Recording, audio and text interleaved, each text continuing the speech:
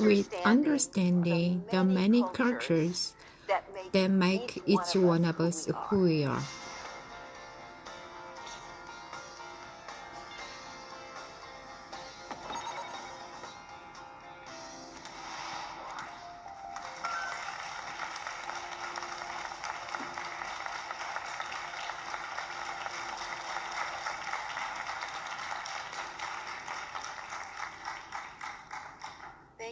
Thank you for the wonderful introduction. It's an honor and a pleasure to have the opportunity to talk at the Plato Academy. Thank you. I want to start by talking about how to thrive in a multicultural world. And I want to start with one fact about this. First of all, it's not easy. As the world grows flatter and smaller, we will collide with each other more and more. We have to think about how we can avoid that if possible. And I want to offer a few suggestions today, but this is the problem of thriving the multicultural world is a daunting and very huge challenge. I think that thriving will begin with understanding the many cultures that make each one of us who we are. I think that's the first step. Now, as I start on explaining this today, I want to put up the caution sign, and as it says here, cultural comparison and generalizations ahead. I have to say that I am a European American social and cultural psychologist, and I'm going to talk about differences between the East and the West. When I'm talking about the West, I will mean Americans in the United States. When I'm talking about the East, I'm going to talking about Koreans, Japanese, and Chinese, and refer to this group as East Asians. Now, as an American, I know that America is a very diverse place. The people who voted for Clinton. I also know that among East Asians, there are equal amount of diversity. I know that Koreans are not Japanese, are not Chinese, and so forth. I understand great variation. But in our studies in cultural psychology, we have found that there are some patterns of behavior when you compare East and West that can be identified that are a function of our different national cultures, and I want to talk about those today and see what they can explain.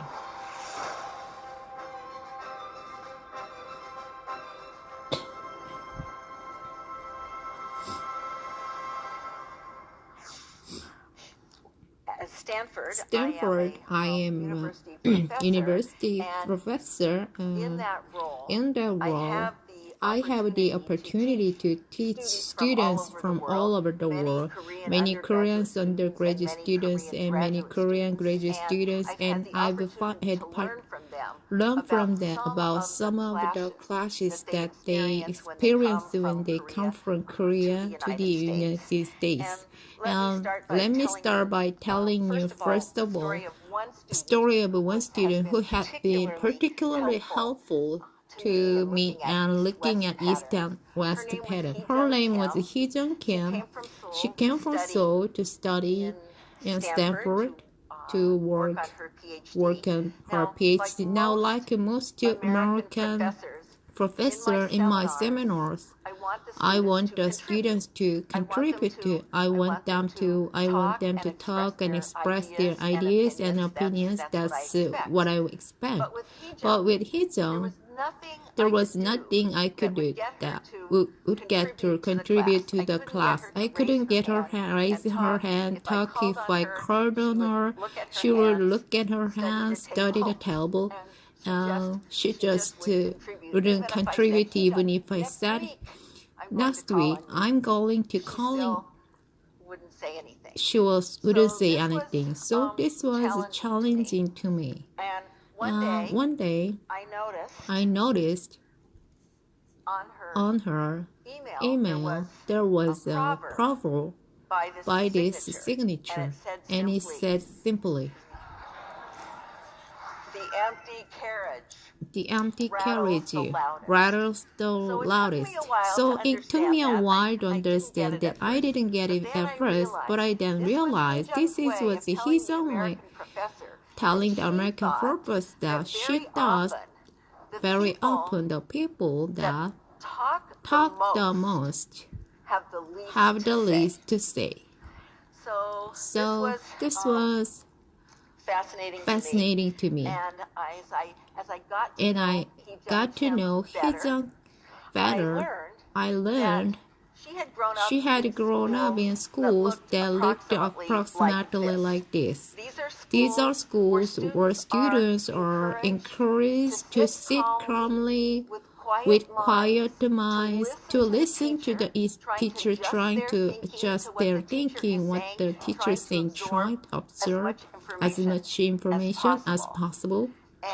And she explained to me about the importance of hierarchy in Korean cultures, the importance of knowing your place. She explained this is what is such a difficulty, and American students calling the professor me by first name Hazel. It took her a very long time to do that.